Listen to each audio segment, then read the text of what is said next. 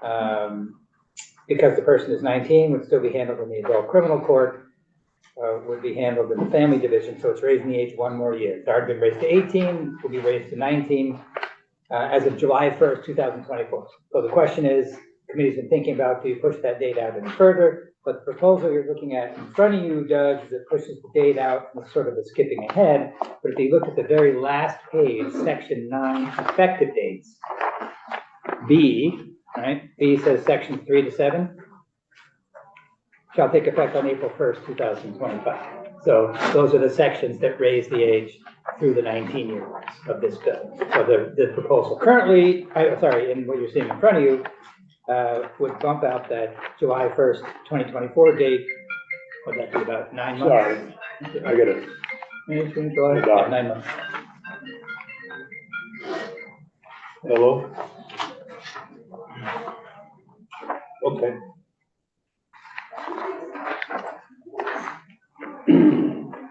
CVS, please. No problem.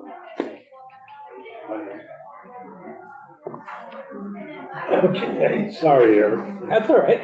He's a doctor, you know. I want to get healthy. Yes, that's a priority. So yeah, the So first 3 to 7 is April 1st. That's the sections that raise the age. exactly. Yeah. Sections 1 and 2 just take all these previous and versions of the raise the age bill that were extended 1 year a couple of different times, and just repeals those and essentially starts fresh and says, okay, let's take those raise the age sections, which you see, for example, on page 1 about in section 3, you see a number of different times, you see the number 19 crossed out and changed to 20. That's the raising of the age. You see one change that we need to make in section 8. Starts monthly progress reports and then says every other month. I thought we were also going to start them earlier. Yes, we were. Well, I don't think you can start them before the effective. That was the only issue. It's got the July 1st effective date. I thought the recommendation was for every other month. It was, but it says monthly in section 8. In the title, Yeah. yeah. So you probably just strike the word monthly there. Yeah, just progress reports. And then it could start. I was thinking that if you start last day of every other month starting in July, so that means starts July, Right. not August, September, not October, November, not December, January, February, March. So it happens to fall evenly with the last day of March, which would be right before the effective date of April 1st. Yeah. Well, And I think that would be Joint fine. Justice Oversight usually doesn't meet until towards the end of the month. And actually in the, I didn't put it in the title, but Could it be on the first day of every other month? yeah, sure. It might be easier, then they've got to get it by July 1. Right, that way it's a little earlier. First day, and that way there, we would have it for the first meeting of the Joint Justice Oversight Committee. Mm-hmm.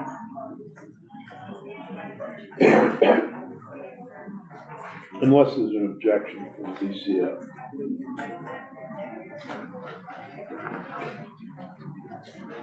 All right, so,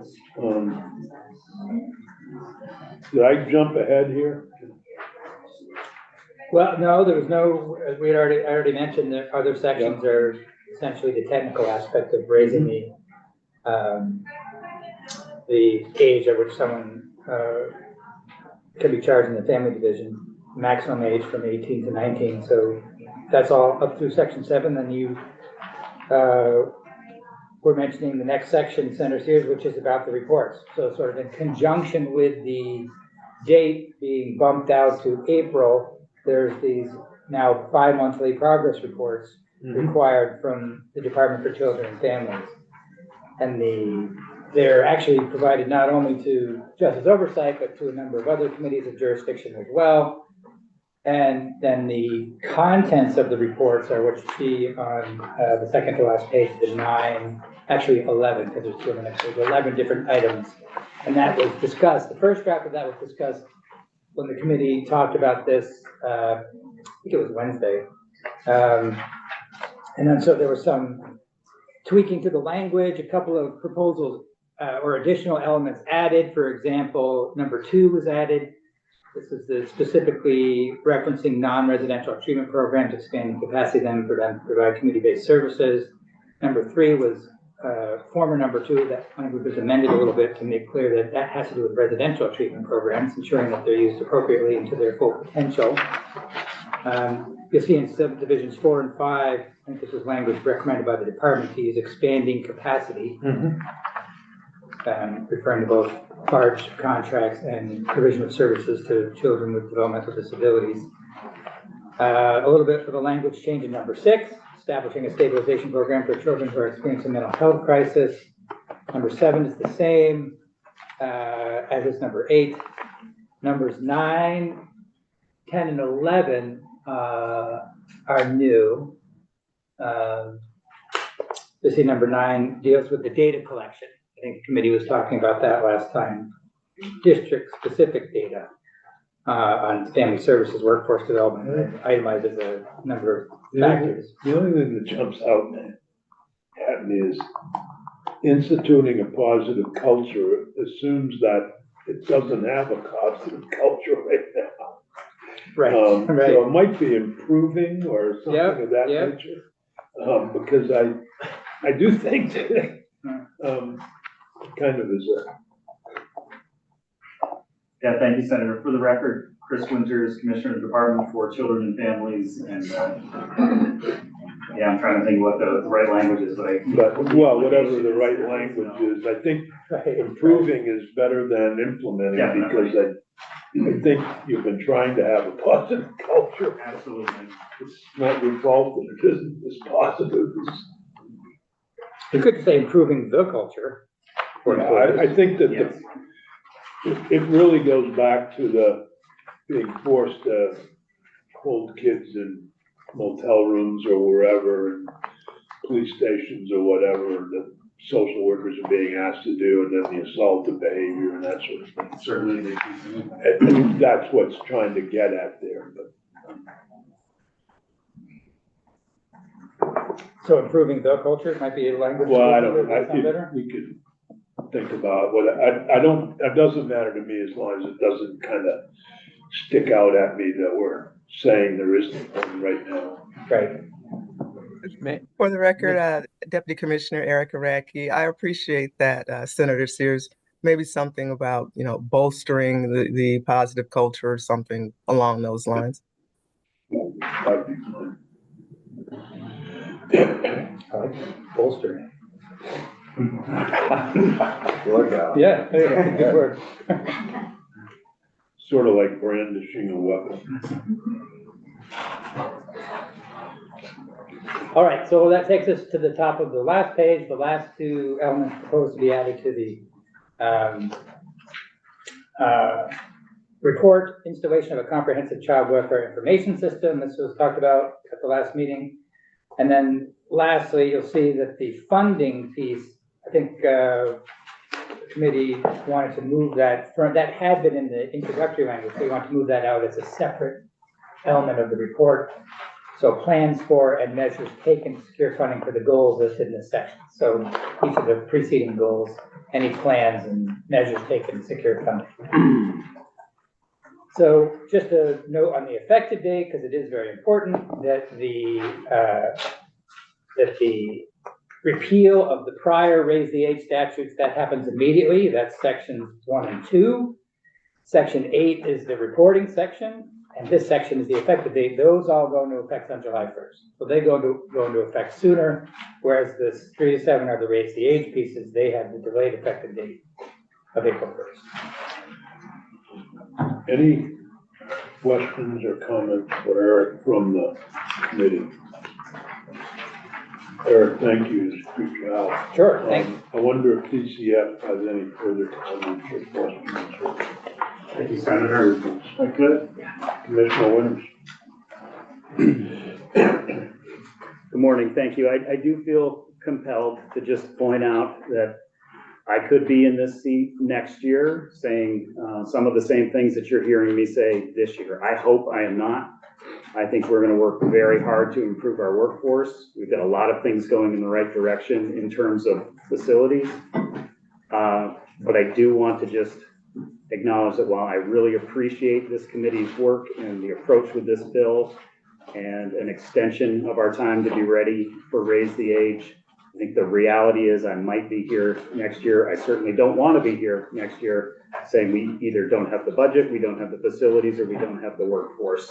And I just want to make sure that's stated clearly on the record. I think that's clear, and that's part of the reason for the reports, is so that we're in the, I hate to feel like we're at odds or loggerheads on this issue, that we're in this together, and when we do it, we want to do it right. And that's been my goal all along with Raise the Age.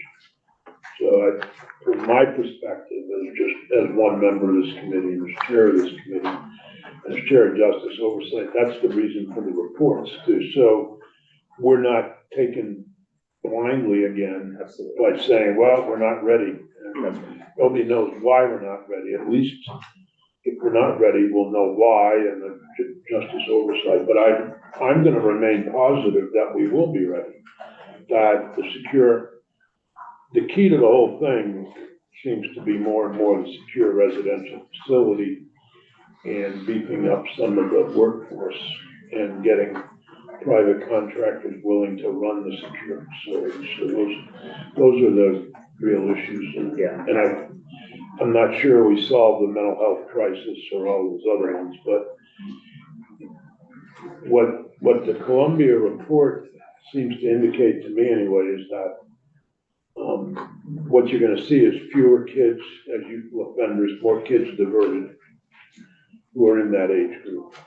And actually, probably better results for that age group. So, I think overall, it's a win for the system because you have less crime and you have less kids with records.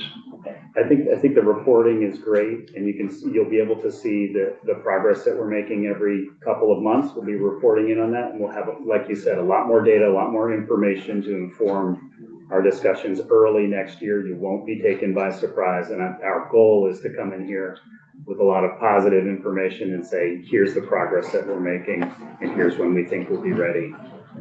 So I do look forward to that.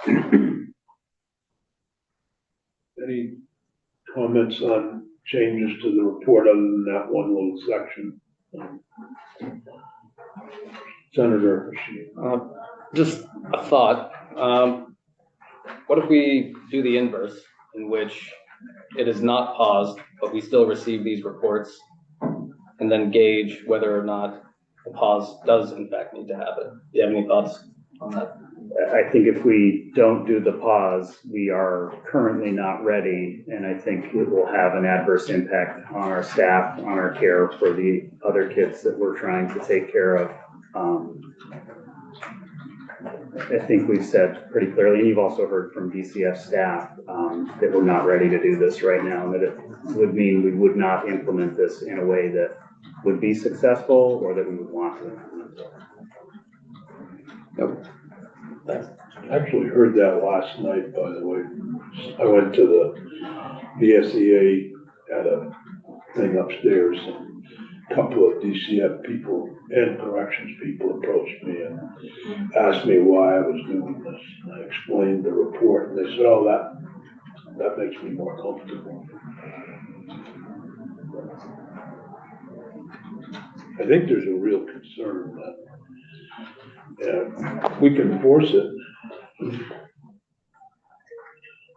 if we want, but I don't want to do that. But Senator Wahowski. I mean, this is set to go into effect on July 1st. Respectfully, that is 4 or 5 months away, which is time to work on the things we've identified. And it has been paused multiple times. Meanwhile, the children that are being harmed by the current system are going to continue to be harmed and continue to be have a larger impact on public safety, a larger impact on their families, a larger impact on their whole life trajectory. And I appreciate your honesty in sitting here saying, you might be back here yet again for a fourth time saying, not you personally, but DCF, that we still can't do this. We're gonna keep ruining kids' lives. So I remain unconvinced that a pause makes sense. I'd love to see these reports, and I'd love to see them start immediately so that we know what you're doing between now and July 1st to get ready. I'm sorry, I'm pretty frustrated, and this is the group of kids that I work with, and I see the impacts that it has, that they're not being given services and instead being treated in the criminal justice system, and we have reams and reams of data to show that it is less effective and incredibly harmful. Appreciate those comments, Senator, and I guess I would just say we're having to look at the entire system, and all of the kids that we're treating and what's going on with our staff right now, in making a very difficult decision in saying that overall, this is not the time for us to take on more, and that I am hopeful that in the coming year, you'll get those progress reports. You'll see that we are making strides and that we will be able to do this at some point. But July 1st is just something that I can't in good conscience say, add this to our caseloads on July 1st. I would like to schedule, assuming we're still here on May 1st, maybe we could schedule some time to get an update on these, initial update on these 11 points and find out where we're at. Which I realize it won't be in the bill, because the bill may not have been passed by then, but if the commissioner would be kind enough and Ben would be kind enough to schedule something for May 1st. Absolutely. We could get an update of where we're at, and that would start us off until May, then we'd get a formal one in July. That helps them. I would appreciate a May 1st update indeed. So, Ben, we may be shut down, but we can always meet. I'll make note of it. No matter what they try to Said do. May 1st. You said May 1st. Yeah, May 1st. Well, I don't even know what day May is. It's a Thursday. I looked to see if we'd be coming in on a Sunday. It's a Thursday. Well, I didn't want to make it on Sunday. But So yeah, May Oh, it's a Wednesday. I was looking at. That Wednesday's fine. Wednesday, May 1st. So we'll schedule an hour and a half on that. It might be 8 in the morning, but anyhow, I'm assuming we'll still be in session on May 1st, Senator Shane. Thank you. I guess just kind of like a general comment, but this feels a bit like the trolley dilemma. I mean, for kids who are going through the criminal justice system rather than DCF, is the harm more worse or less worse in the criminal justice system compared to the harm that may happen if they were to go through DCF with the current capacity? And so I guess the rhetorical question is, which harm is worse in either direction? So that's what's going through my head regarding this right now. Well, Senator Bowski's seeing it on her end, and I've seen it on the other end, the impact in the facility in Bennington, of kids being there that really should be someplace else, or a secure environment, and that impact is impacting other kids that would benefit more, would be more beneficial in a program that didn't have that group, particularly the assaulted group.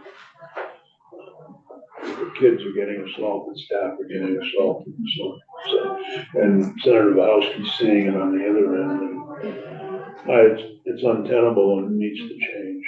But what I worry about is the 19-year-old who would be better off in the juvenile system. We all know it. Maybe better off in, going through diversion than being on probation with an adult record, etc. So it's gone on, and I'm hopeful that we can make this work. And we've got basically almost a year between now and next April 1st, so for 13 months. And I would hope we have progress. So, anybody else with comments on raise the age? Matthew? We have quite a few comments, actually. Senator, Okay. If Andrea,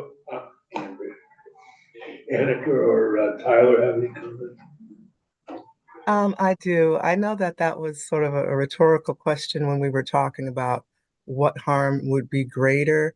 But I just think that when we're looking at the system as a whole and that our staff really isn't ready at this point, I think that the harm would be just that much more expansive across uh, the various levels of youth that we are trying to serve at this point. So I do think that trying to instill this uh, advancement right now would cause more harm than good. And I do know that when you'll be seeing our reports coming forward, that we're absolutely trying to get to a better place so that we can do the service that we all want to do for our kids. It's just a matter of we're not ready at this point. Thank you. If I may add one, for the record, I didn't speak up earlier. My name is Tyler Allen. I'm the Adolescent Services Director for the Family Services Division. I really appreciate this context. Senator Hashim, I appreciate your look as well of where is the greater harm, where is the greater good here. And I think that is an excellent nuanced way of looking at this question. And I just want to, for context's sake, kind of remind the committee that Vermont still is leading the country in terms of raising the age of delinquency, that we include 18-year-olds in that population, has brought about some challenges, technical challenges associated with it. At one point, Senator Sears, I had mentioned to you that one of the challenges related to this is that when you raise the age of juvenile jurisdiction, in the eyes of the Department of Justice, you are raising the age of full criminal responsibility. And so if we are looking at individuals right now, we look at 18-year-olds as being juveniles in the Department of the Fed's eyes, so to speak. If we were to raise that again, that would go up to the age of 20 years old. And that has implications in terms of placement. So the technical example on that is if a youth is charged with even a Big 12 crime, an adult criminal charge, and requires placement within the adult correctional system, they would require an interest of justice hearing to allow them to be in that placement. Right now, those interest of justice hearings are going on. There is a little bit of burden to the courts to make sure those are done timely, as well as DCF. Our staff gets involved in those. But at such a time that we do have a secure juvenile facility, even if it is only a 4-bed facility, we'll be in the challenge of courts making decisions on whether juveniles should be placed in that facility or otherwise for any charges. So it's in some ways a small technical thing, but there are challenges that come up with that. And the other thing I wanted to remind the committee is there is still the Youthful Offender Status Program, which is kind of a dual supervision and offers some of the protections associated with the family court system for serving young adults. And that continues to be well over the age of 19 and 20. And that's an excellent point about the youthful offender system. But what we've seen is that for the 18-year-olds, the use of youthful offender has gone down because now they're automatically, unless it's a Big 12, they're automatically in the juvenile. It does remind me, though, maybe there should be a 12th item on the report, and that would be any legislative changes recommended related to raise the age. If we could add that. Sure. Because you may come up with some ideas that you think maybe need to be changed. Thank you, Senator. I do appreciate the committee's thoughtful discussion. Senator Bowski. I certainly appreciate that we are leading the U.S. in this aspect of criminal justice reform, but I think that being the leader of or being at the head of the pack of a really bad system is arguably a pretty low bar.